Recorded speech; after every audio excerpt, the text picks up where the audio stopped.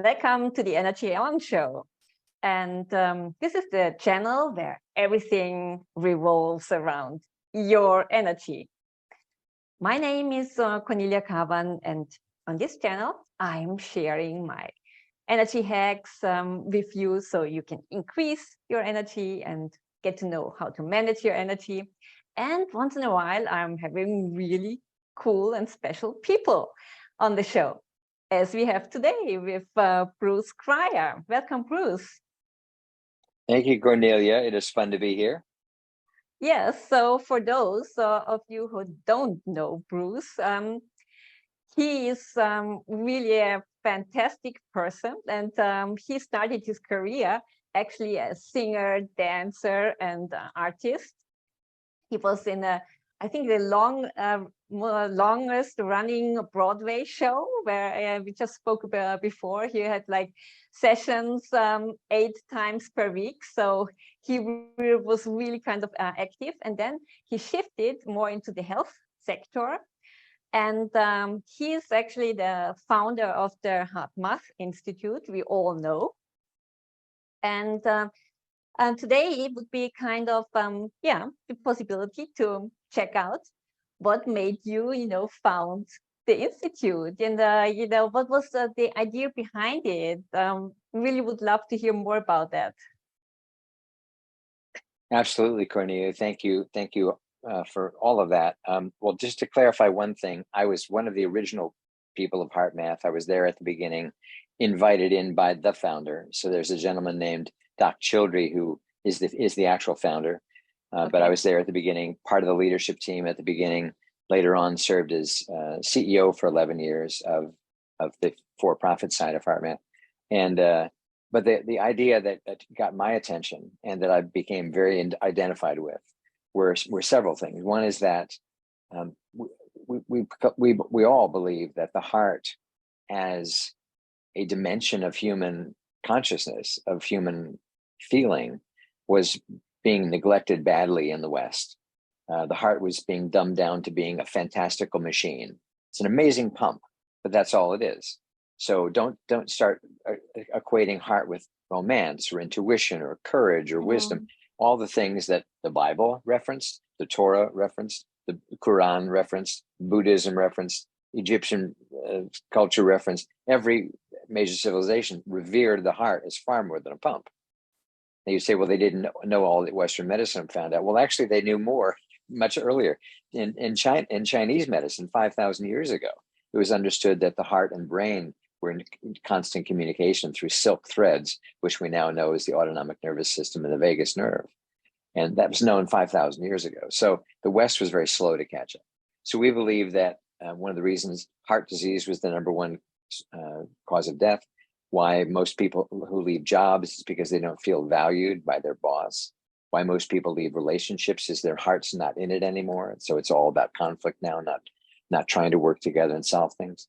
So the heart was a common factor in all of these things. And we thought this is no accident that all this is happening at the same time. People are quitting things and their heart's quitting. So it's somehow connected, but Western science wasn't believing that. That was like too big. That was too California. That was too much of a new age stretch or whatever for most people to believe that. So we said, but there is evidence, and we believe we will find a lot more.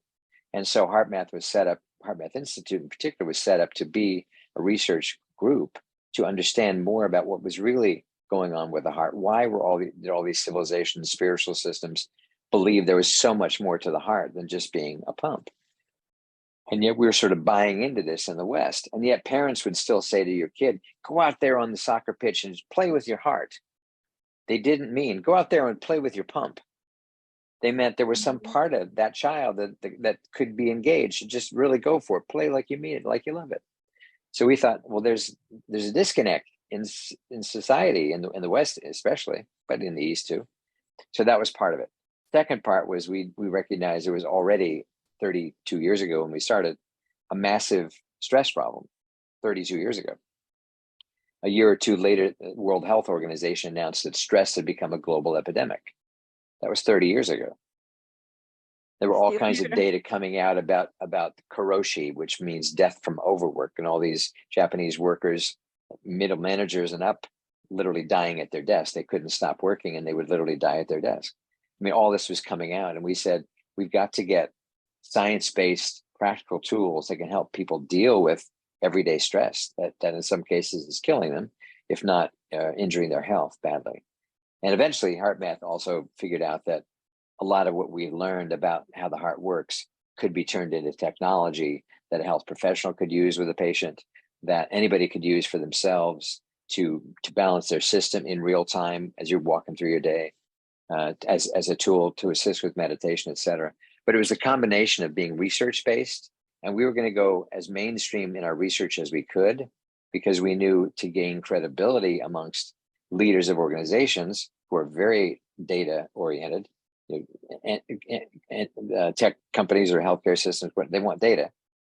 To give them data they would respect, we needed to be pretty mainstream in terms of our research. We did plenty of other stuff that wasn't so mainstream, but we needed to have a core that could be appreciated by the NHS in the UK, where I've done a fair amount of work, or big US health systems, et cetera. So I was very drawn to the research foundation that we wanted to build, but I also knew that it was all about care. So I knew that what we would be creating would ultimately help people be better at whatever they did, reduce their stress, improve their well-being, improve their relationships. That was the dream, and it worked. I mean, HeartMath's not a magic pill. You got to do something to gain all the benefits, but if you do, it can be pretty stunning.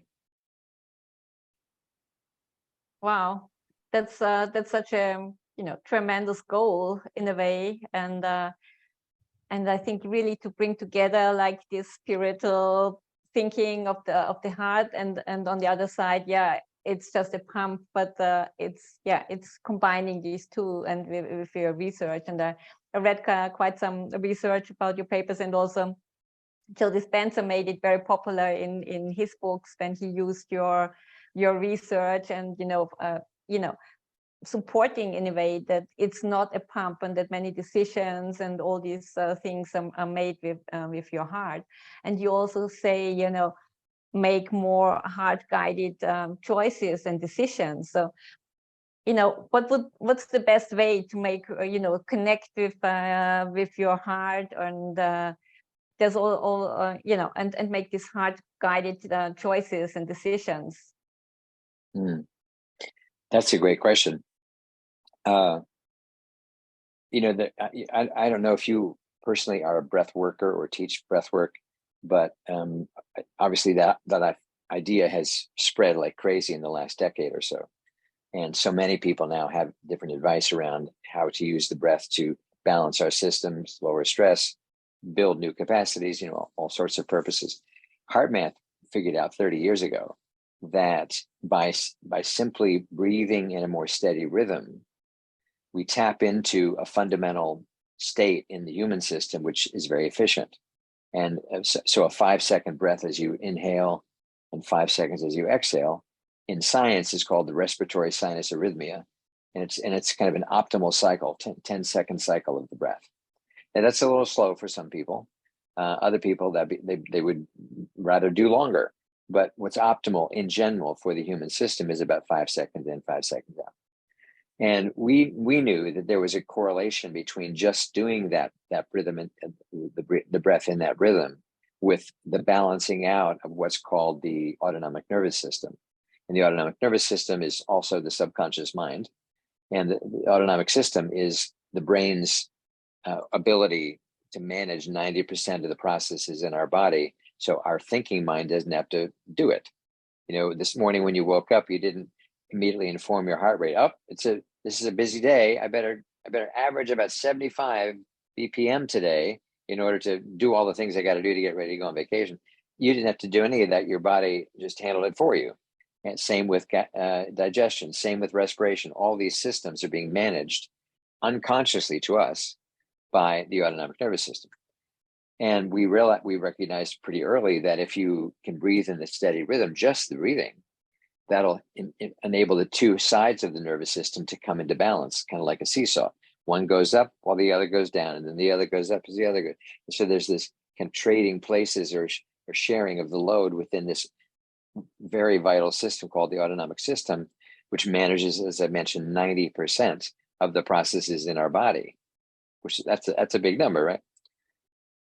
And so, but what we realized was the breathing alone was excellent, but it's easy to forget to keep breathing, unless you're really sitting down intentionally. I'm going to, for the next 5 minutes, breathe in a steady, nice rhythm. So what we really were learning more and more was that part of the reason so many people are in so much stress is the accumulation of stressful emotions that they feel.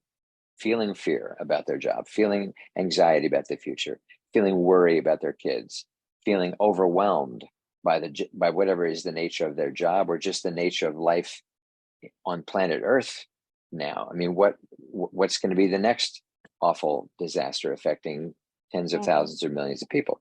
So it's easy to kind of be living in a state of kind of on guard, like what's going to happen next, kind of worry. And so we realized that part of it's easy to be stuck in the stressful emotions, and the autonomic system is like in more of a fight mode on a regular basis.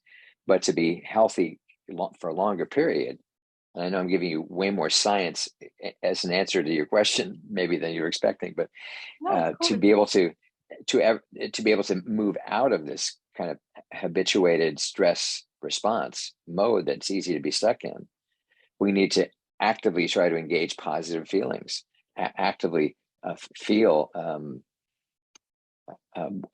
gratitude for something that's happened today, or excitement about something that's going to be happening, like for you next week on skiing vacation, or a memory of something. As I recently had, I had to drive about 2,000 miles to come down here to Austin, Texas, where I'm now staying. And I was listening to an album that I had not listened to.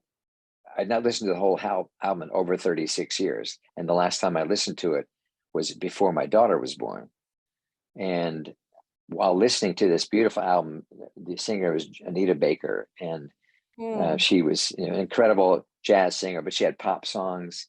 And this one album, when I heard about her, was Sweet Love and Rapture. And it was all these songs about love. And I would sing this song every morning as I would drive to work, sing several songs with her, with Anita. And I'm a singer, so I sound pretty good to me. And at one point, my daughter was not born yet. It was another 4 or 5 months before she'd be born, but we knew already that it was going to be a girl. And at one point, singing one of these songs, I realized I was singing about my daughter, and I felt her soul, and she hadn't been born yet. And it was such a powerful feeling of like, I know this being, I know her well. We're about to reunite. This is not just a new soul to me. This is like, and it brought me to tears. And I had this experience over and over again. Every day I would drive to work. Every day I'd play those songs and sing along. And every day I would feel this incredibly deep, rich connection to the soul of my unborn daughter. I hadn't heard that album in 36 years. And right before I was to drive from Washington all the way to Austin, Texas, I can't even explain how it happened, but I was walking down into the living room of my brother's home in Washington, D.C., and suddenly my phone is directing their sound system and started playing an Anita Baker song. And I didn't even know that was what was going on. Suddenly music was playing in the house. I thought, oh, who's playing the music? And it was fairly loud. And there was several songs went by, and then finally an Anita Baker song came up, and I looked down at my phone. And it's being controlled by my phone. How is that happening? I didn't do a thing.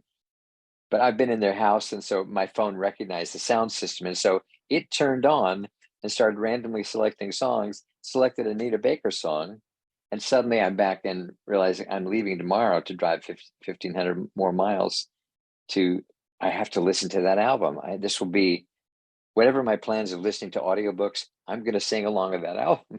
And for 3 days, I sang along with that album. So my point being, now that's gratitude on steroids, because it tapped into these amazing memories, but also I love that album. I love those songs. So it was like giving me joy singing these songs.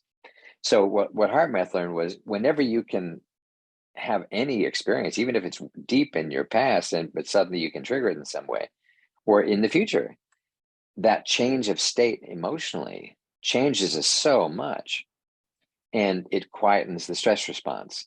It makes us more aware of what the intuitive messages could be that our heart's been trying to tell us, but we can't hear it because the stress noise, the stress voices are too strong in our head, and they're all normal voices. Those are all real things that need to be dealt with. Usually it's not delusion going on. It's usually like genuine worry about this, and this, and this.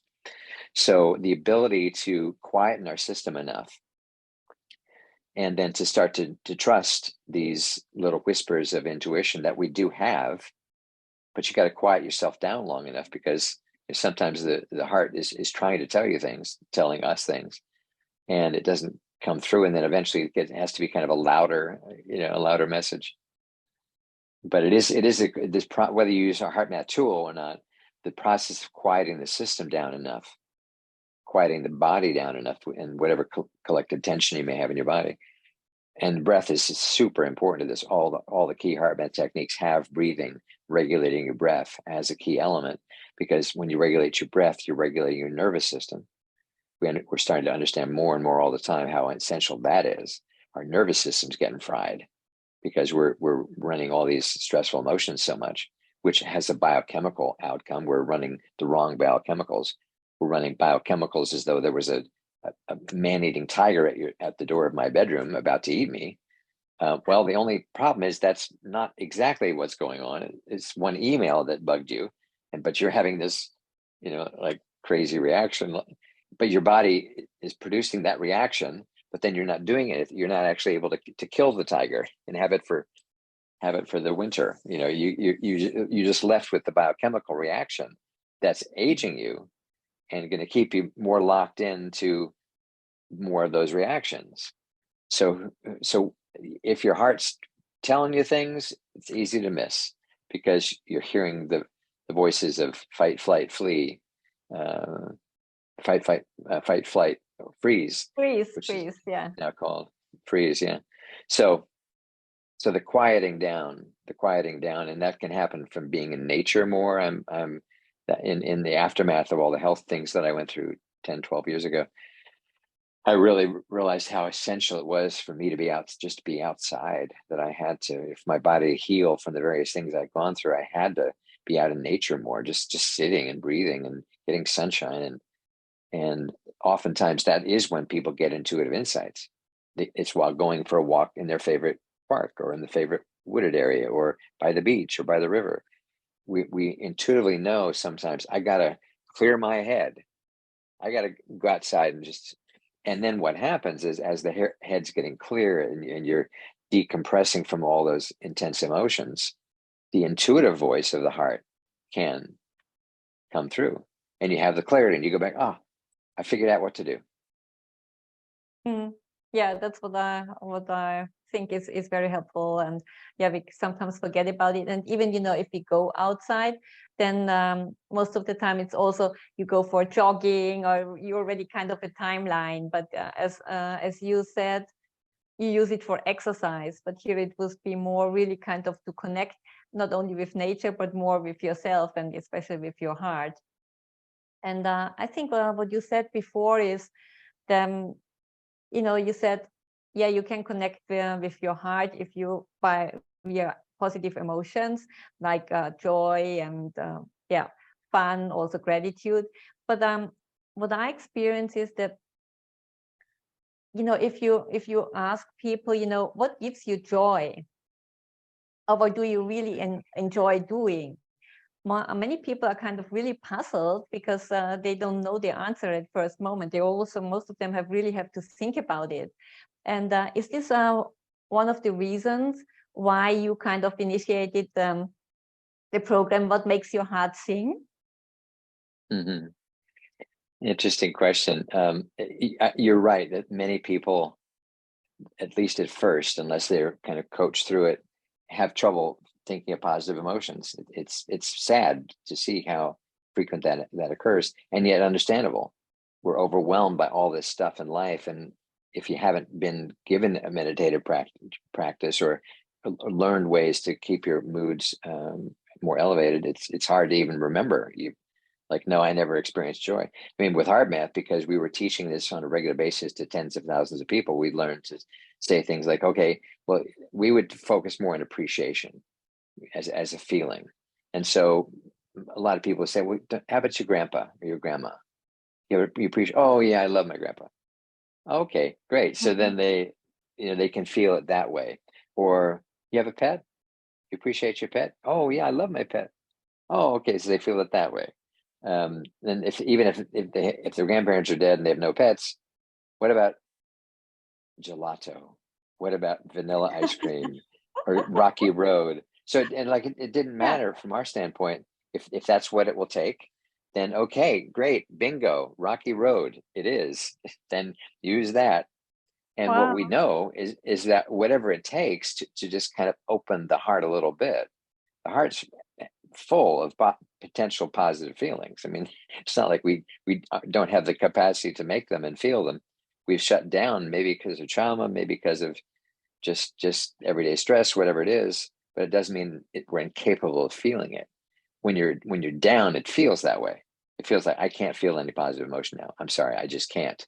Maybe even they don't want to try because they'll be frustrated. And I can't feel a positive emotion. Why did you make me do that?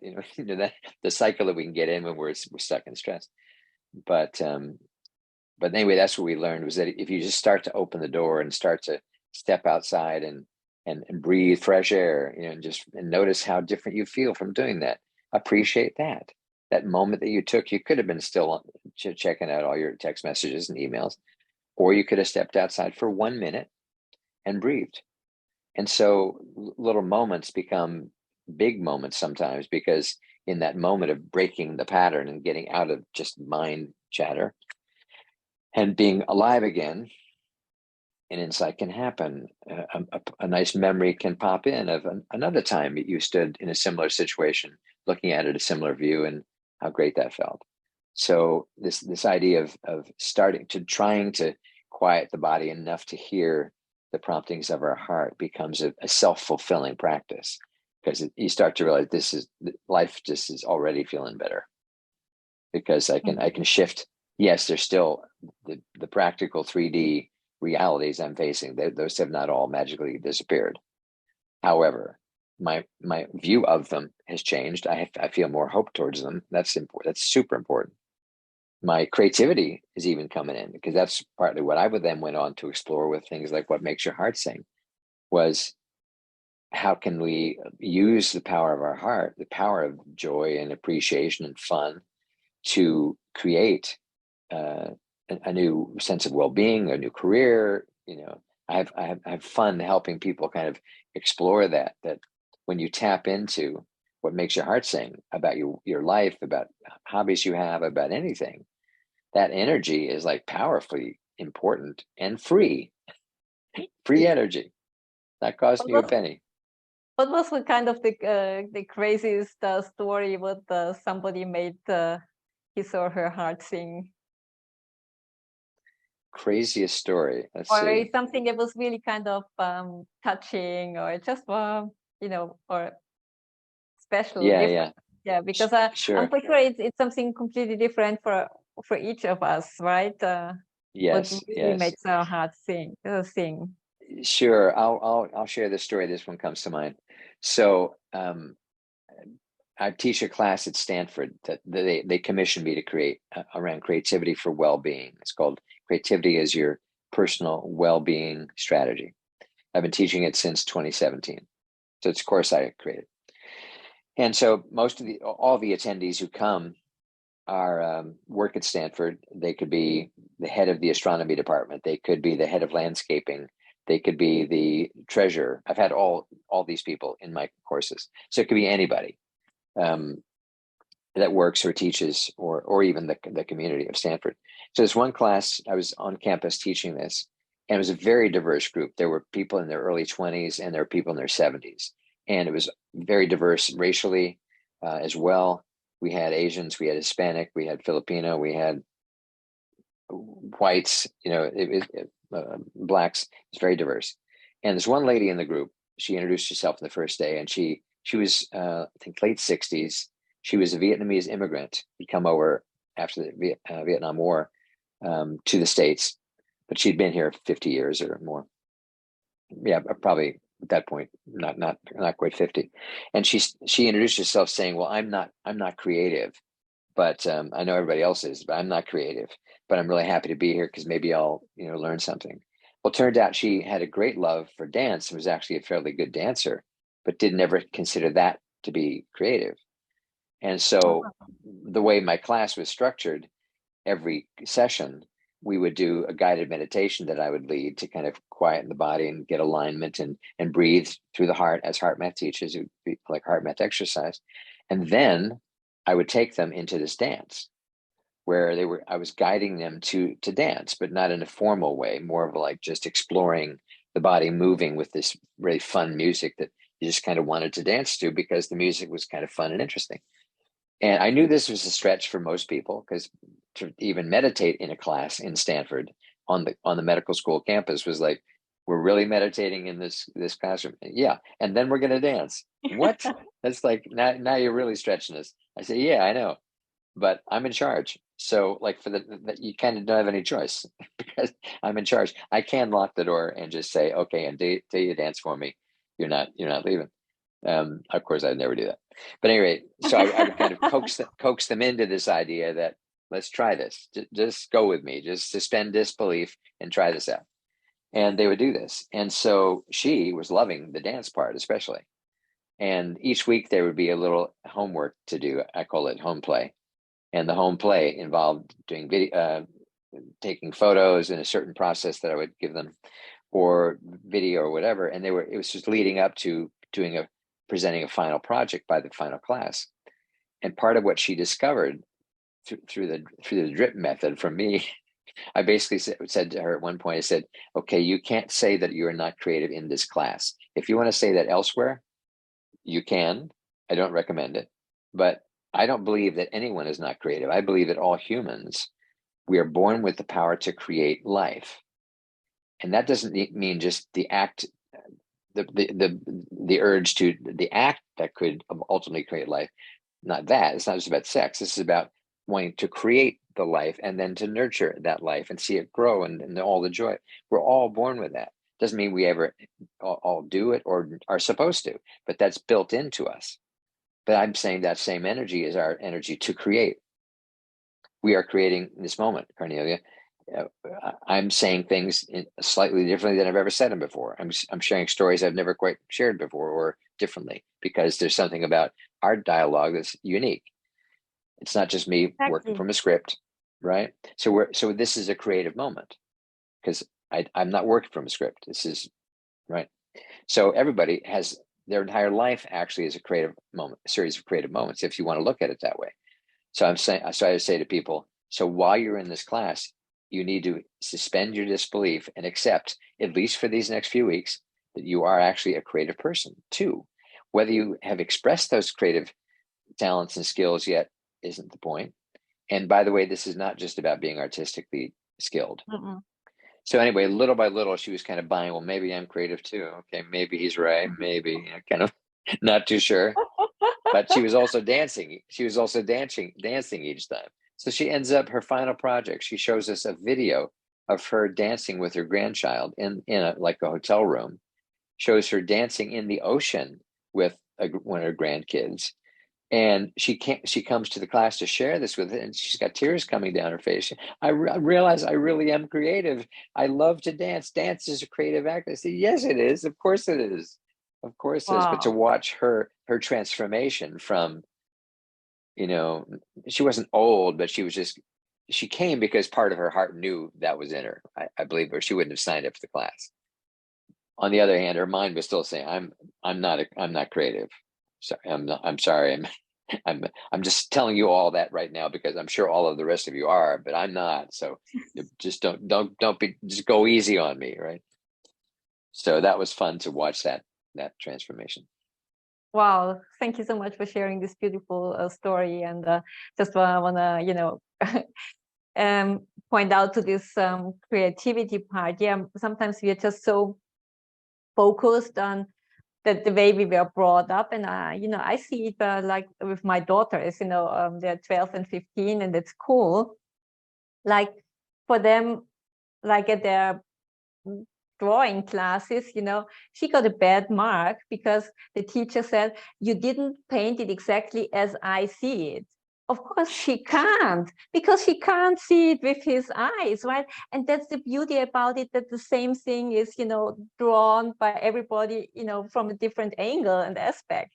And so I really had to, to explain it to her, it's not about you, maybe he wanted to have a career as an artist, and now he's kind of really sad that he's there with the pupils because he doesn't like it. But it destroys so much, and that brings this thinking, I'm not creative, I'm not an artist, I can't do it because I'm not doing it exactly as somebody is expecting it from me. Absolutely. And part of how I try to help people too is to say, a person's creativity does not necessarily show up as anything artistic at all. In all the years I was with HeartMath, there's one guy named Eric. Shout out to Eric right now, if he happens to be listening to this. And Eric is the operations director for HeartMath and has been for pretty much the whole time. Super creative guy, but not because he writes poetry, dances, sings, or is a composer of music or paints. He didn't do any of those things. He's handy, actually, like he could build things and do all kinds of things like that. But his creativity comes in.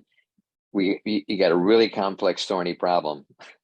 What are we going to do? Let's get Eric in the room. He's going to have a creative idea. He's going to see this and this and this, see how it all could fit together. And we'll say, thank God for Eric. And but did he have any skills you could call artistic? Not really. Did that mean he wasn't creative? You bet he was creative. But not if we limit our definition of creativity to only artistic expression. When was that ever the point? So, but I'm trying to help people think that way too. Is your creativity does not just show up as an artistic output. It shows up as how you solve problems in a day. It's how you build relationships and find ways to connect with people that are really different. And that to me is a creative process. That's co-creating with the person that you're. I mean, you and I connected through a global connector group, Jessica Fabrizi. Yeah. The amazing JFab. JFab, and yes. we've had a couple of conversations. Not like we've met or spent hours together, but there was kind of an instant connection. Yes.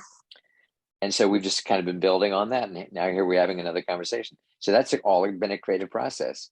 But people don't often think of it that way. Like, oh, that's not creative. Creativity has to involve dance shoes or a musical score or a painting or a piece of paper to write something. No. That's just one facet. Trust me. I love your definition of creativity, and it's so true. Creativity, in a way, is in everything what we are doing. And for me, it's a little bit, I'm always have to focus on energy. It's same with energy. It's just there. We just need to use it, and it's in everything. We are all relationships, and as you say, yeah, wealth, health. Everything what we are doing is connected with energy and also with creativity, and I like this connection. Yeah, it's so true. You bet. And to me, creativity is absolutely an energy. To me, one of the best examples of how to be in a creative state is when you're feeling playful. So the energy of playfulness, which is about being young, being like a kid, being willing to let go of the adult persona. People call me professor because I work for a university. I said, please don't call me professor. First of all, I'll look around like who's in the room that I missed, because I don't feel that way. Where's the professor? Yeah. Or people call me Mr. Cryer. Mr. Cryer, my dad's been gone for about 15 years now. He's not here. Who are you talking to? I'm Bruce. Let's stay on the even keel here. But yeah, I think that to me, creativity is about an energy, and that's what I try to, when I'm working with people and like in the class or whatever, is to help them realize that part of when you aren't feeling creative is often due to a blockage. You've been sitting too long. You've been in your head worrying about stuff too long without moving, without just getting up and moving outside for a moment or two, and just that flow of energy that you've now jump started by taking some action can start a flow of creative energy. It's all, to me, it's all a similar flow of energy. And I believe we have a river of creativity inside of us, but it gets blocked. And so it's all dammed up. And then kind of we don't know what to do with it, and it's hard to kind of have it or feel it. So, which is why I consider movement a very essential part. And of course, when you're being playful, you move differently too, right? Because you're playful. That's true. You're being a bit silly, or a bit like I love to watch really straight-laced conservative adults be around little kids like 6 years old or younger. And like it's very hard for the adults to maintain the adult thing. They kind of got to get down there. They start talking funny. They start saying words they would never say. And it feels normal to them, oddly, that to be doing this. And I'm saying, so watch that in yourself. That is you right now. That is you. That is a playful side of you that never died. It may have been sleeping way too long, but that's still in you. That the 5-year-old didn't tell you to get down on your knees and start making funny words and funny sounds and funny inflections in your voice. You start talking different. That was you being playful. So we've all got it in us. And the playfulness to me is absolutely an energy. It's absolutely the heart of creativity. And so I think these things are very much related. And part of what I share around this idea too of creativity for well-being is when you're doing something that is creative, even if that is solving a problem, there is an energy release that happens through that, especially if you're truly loving what you're doing. The HeartMath research and others have proven that. When you're in a positive emotional state, feeling joy, feeling love, feeling excitement, feeling appreciation, feeling gratitude, those feelings are regenerative. You feel better, you feel uplifted. It's fantastic energy to have. So creativity is just a name for certain ways we can manage our energy to make ourselves youthful, fun, and feel like, wow, life is not, it's not bad when I'm doing this. It can be sort of dark the other times, but the more you're light, the more you're playful, you often get different perspectives on how, or you'll say to yourself, you know what, I've been through harder times than this. Yeah, this is a rough period right now. Yep, it is. And I need to honor myself, and I need to honor, I need to honor the dark feelings that I have. I need to be okay that I get depressed or I get anxious, and allow myself to feel that. And I've learned that the more I allow myself to feel the grief or the sadness or the overwhelm, or even the self-judgment or shame or whatever's going on, the more I allow myself to feel it, but then also the gratefulness that I am able to feel it, and that there is all this good in my life also, it can shift it all to much more of a thank you for all this, as opposed to just not wanting to feel the bad stuff, or I got to feel positive all the time.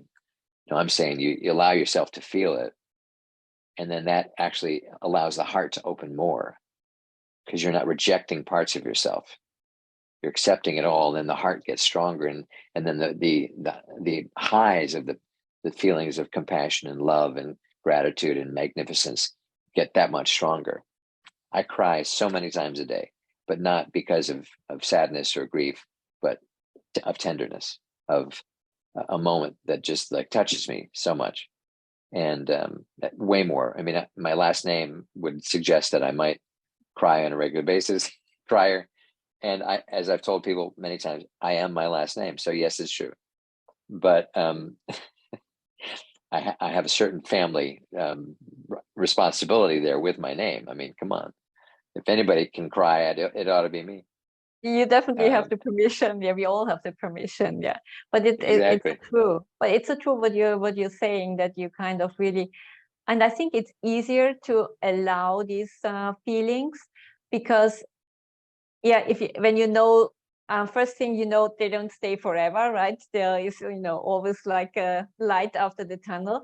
And then the other thing, there are so many tools now, you really can work on them. Yeah, and that they get, they leave much faster if you say, yes, they're here and accept them, but then you also have the tool to let them go. And then there is more room for, and I think this is so helpful that they don't stay forever. And you have the tools to let them go. And I think there was the one thing I really loved what you said, that was kind of the playfulness with little kids, right? So we definitely need to have more little kids around all of us, and do that more,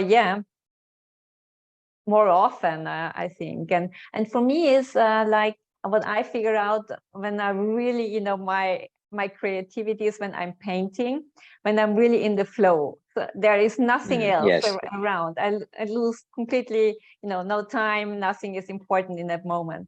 So, and that's what for me is really kind of, then I'm in the moment, and I really love it. It's so special, and that's for me kind of the best thing of being creative. And it's not about the painting, it's really more the process of it. Exactly. There's when you find something that you love to do, whatever that may be, that could be gardening, that could be reading certain types of things, writing, it doesn't matter. And it could be, for some people, things that seem so not creative to somebody else. And that's, I think, another big thing I've learned is we got to really honor that everybody is so different and so unique. And I'll talk till I'm blue in the face about the heart and how I experience the heart and how creativity's done this and that. And that's going to resonate for some people, not for everybody. Some people can say, I can't relate to all this creativity stuff. It's just, I'm not ready for that yet. And I have to honor that this all sounds like gibberish to some people. And that's okay. And I think the more we can just allow each other to have their experience, and like you say, we live in an extraordinary time in the sense that there are so many tools now, and how quickly it has changed, relatively speaking. From, I mean, I was just on a call earlier with somebody in the UK around mental health, and you think about how the topic of mental health has so drastically changed just in the last 3 years, really, thanks to COVID. I mean, I give credit to COVID in the sense that it raised so many issues around mental health for the health professionals, for the parents, for the kids, for the grandparents, for everybody. That now it's almost like, what do you mean you're not working on your mental health? Where have you been? Whereas not that many years ago, it was such a stigma to even use the term. Yes, like when some of those athletes a few years ago were like that famous Simone Biles, the American incredible gymnast, and she backed out of the Olympics for her own mental health. And it was like, my God, she's one of the best athletes in the world, saying, I can't compete because of and being willing to be that open in front of billions of people. I think that it was moments like that also that kind of validated that mental health is not something that's just about being locked up in a psychiatric hospital. You can't write it off to that. This is day to day. How are you dealing with the pressure of being alive in these times? And yes, it's mental health. I think the term mental health misses the fact of how emotional mental health really is. So I'm not totally gung ho that mental health is the right term for what people actually need, but I don't have a better one, and that's the one that's being used, and that's the one that's opening the door to having conversations that are so much easier and not stigmatized like they were not that many years ago. So that's amazing that's shifted so quickly, right? Yeah, that shift. I think probably, hopefully even more is to come to, I think people are much more awareness, and you spoke also about meditation, like 10 or 15 years, nobody was kind of meditating, and now it's kind of normal that, what, you're not meditating, it's not part of your morning routine. But here I just would like to ask one question, because I've I'm a big fan also from Dr. David Hawkins, and the scale of frequencies and emotions. I don't know if you know it. He says that guilt and shame are kind of low vibrating emotions, and like joy and love or the higher vibrating emotions. And of course, with when you're meditating, you're kind of raising your frequency, and then you get a neutral or even a positive frequency. But what I see is, in a way, once then you get up after the meditation, the difficulty is how do you keep it, right? And of course, I know there are these, Joe Dispenza's offering these walking meditations. And I think, how do you really kind of keep this in your daily life? And you mentioned it before. Yeah, you step out of the moment, go outside, open the window, and just do a little movement or change, and then get back into the moment. Do you have some other tips you could share to really kind of try to change your life more in being more in these high frequencies?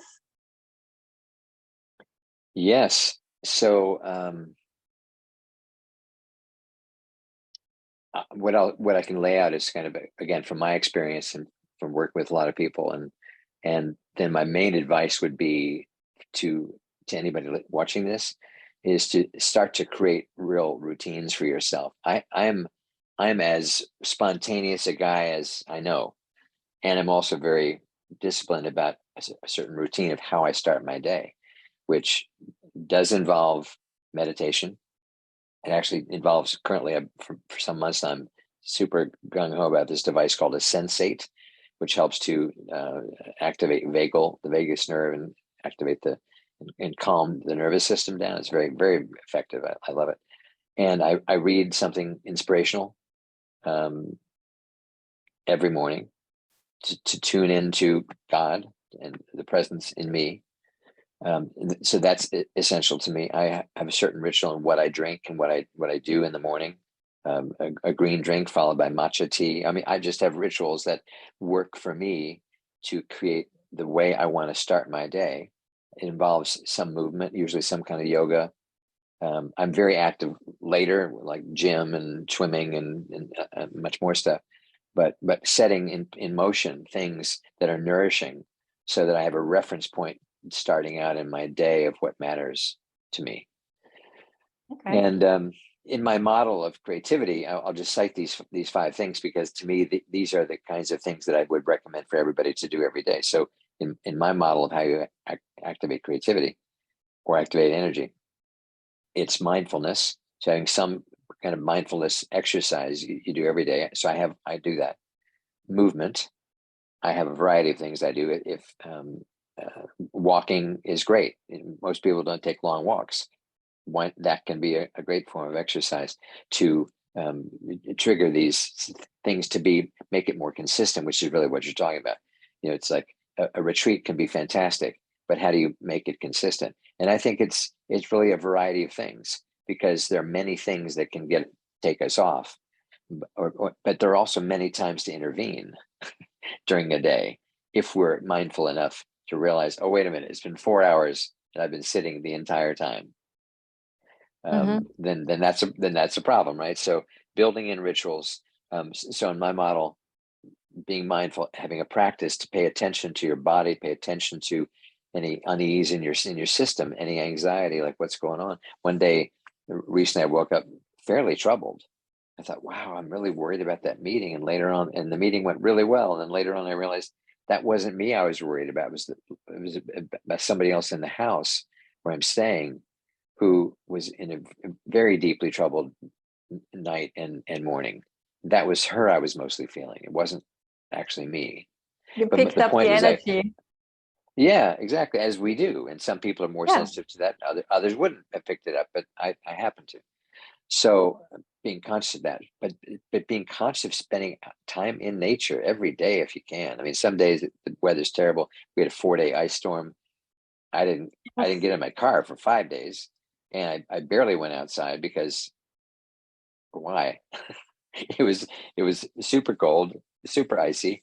They don't do ice well down here in Texas, and they don't know what to do. There's no salt trucks or sand trucks or shovels. I mean, it's like that's not a thing. So it was not a good place to have an ice storm. So anyway, my point being, triggering things and then doing something that's kind of stretches you artistically. too, like doing something like writing, like journaling, like singing, even if it's, wow, that's right, I could sing in the car. When I'm driving to the gym, I sing in the car. I'm singing with Anita Baker still. I'm still singing. There's three or Lovely. four songs that I love to sing along with, and that just uplifts me. I love these songs. I've heard them hundreds and hundreds of times. I still love them. I still get joy out of doing them, and to take that time uplifts me. And the research would say, if my blood chemistry was being measured, the result of singing songs that I love that are beautiful, I've changed my biochemistry. I've changed my heart rhythms to a smoother rhythm because I'm feeling joy while I'm doing this. So these things that we do to remind ourselves, these habits, these stepping out into nature, these moving, these are things that have a demonstrable and measurable impact on our actual bodies. These are all hacks, right? These are all hacks to elevate our vibe. But I think we need a lot of little times because it's easy to be stuck in the river of unease of all the things that worry us and are troubling. And so we need to keep breaking out of that until we start to realize there's a whole other river of experience that we can be in that's much more full of gratitude and much more playful and much more caring about others and listening better. And it's just a different world that we can be in. But we've got to keep pulling ourselves out by different, to me, a variety of different things. I completely understand, see that. But I like the last 3 years, I was mainly focusing on listening to podcasts because there are so many cool podcasts and so much information out. But just recently, I realized I'm hardly listening to any music anymore. Like, okay, if I go to a concert, but at home, there's always this podcast, and I really felt I miss it. And so it resonates so much with me that this singing along, and even if nobody's listening, but it's for me, right? And Exactly. it's giving me joy, and I realized I completely forgot about it, and it's so powerful. And I think it's very important that you shared that, because yeah, it's also kind of going back to this playfulness and like sing along, and it's just not. We can sometimes feel a little bit ashamed, or we don't think we can get out of ourselves and show us as singing, even we miss every tone, right? It's not about that. It's just the fun about it. Exactly. I have people who call me Sky Man because I post so many amazing sunrise or sunset or cloud photos. And that started when I was really ill. And I felt like I got to be outside. I can't just be cooped up in my bed, recovering from the last procedure or waiting for the diagnosis or whatever it is. I got to get outside. And I would look up a lot and just look at the beauty around me. And I have an artistic love of nature and a sense of aesthetics beauty that I love to be around. But I found I was opening even more and more, and then I'd take pictures and share them and say, wow, those are amazing pictures. And then I'd do it more and I'd do it more, and I was finding great joy. And then I'd be prompted to look up and, oh my God, look at that cloud. And I would even talk to the clouds, or like, oh wow, thank you, thank you. And little by little, I just allowed myself to feel overcome with the magnificence of nature, and then shared it often with photos on Facebook, Instagram, wherever, LinkedIn even. And I know so many times what has happened is my intuition is often scanning without me even being conscious of this, what's going on in nature. And I'll be prompted to get up and look out the window. Oh my God, I better get outside at 6 a.m. The sky is amazing. But throw on my robe in my jammies, walk out. It's 40 degrees outside. Well, that is Celsius, that's 8 or whatever, 6, and take photos and then share it. And people say, "Wow, these are amazing. How do you always see such amazing clouds or amazing skies?" And I say, "Well, I've got a direct line to the sky Yes, gods. we have an They know alarm, that right? I'm an influencer. I'm an influencer for the sky." So they know they need to let me know that what's going on. So I get these prompts all the time. And so the more you open to that, the more you're awed by what you see. And you say, hey guys, have you looked up lately? It's amazing. But we never, I lived in on the Hudson River opposite Manhattan, New York. for a couple of years, and that we were way up 42nd floor over the Hudson River, over Upper Manhattan of New York City. So it was a spectacular view. Every morning there was a sunrise. Even on what would later be completely gray, rainy days, there was a period of time where there was incredible red sunrise most of those rainy mornings. And then the sun would go away completely, and the rest of New York woke up to a rainy day. And I said, if only you had gotten up earlier. It was amazing what the sunrise was. And I would see this on a regular basis and think, if I didn't live up high facing this direction, I wouldn't be seeing this. And most people aren't. And they're not paying attention. But I am, because I'm realizing these moments are so powerful. And when I remember them, I express them as I am right now. And other people can say, how early was he getting up? Early enough to see the sunrise. The early Some days bird finds the that was worm, 7 right? a.m.s. Yeah, whatever. Yeah. So I guess I'm just saying, the more we open ourselves to things that can raise our vibe, back to your original question, how can we raise our vibration kind of on a regular basis? Part of it is through joy and awe and wonder and sense of magnificence that does exist in life, in nature, even with all the devastation that's going on around us. There is still this enormous, and I believe that if we're ever going to have the collective energy to save the planet, it will come from the utter awe of the tremendous beauty that we are killing if we're not careful. So we have to be in awe. We have to be in a state of, oh my God, we are so, look at what's there. Yeah, it's so beautiful.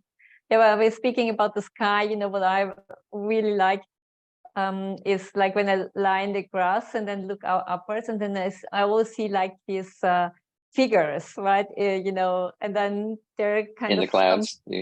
some stories evolve, and when they're moving, and then from a bear something other develops, and then it's a mouse, and this running down there, and there's a piece of cheese or whatever. So there are really stories on the sky. So I completely resonate understand what you're saying. It's really it's fascinating. That's playful, and look at you look beautiful, radiant, so fun for you to express a story like that. Biochemically, you're in like the ideal state. That's like non-aging. The biochemistry of what you're feeling as you recount these experiences of lying on your back looking at the stories unfolding in the clouds. It's a beautiful thing. That's a anti-aging hack you're describing in reality. Like doing things like that, where you just allow yourself to imagine and be delighted by that. The feeling of delight is one of the greatest tonics I think we could ever have. I call playfulness the wonder drug of creativity. Yes. I still have to work on that one.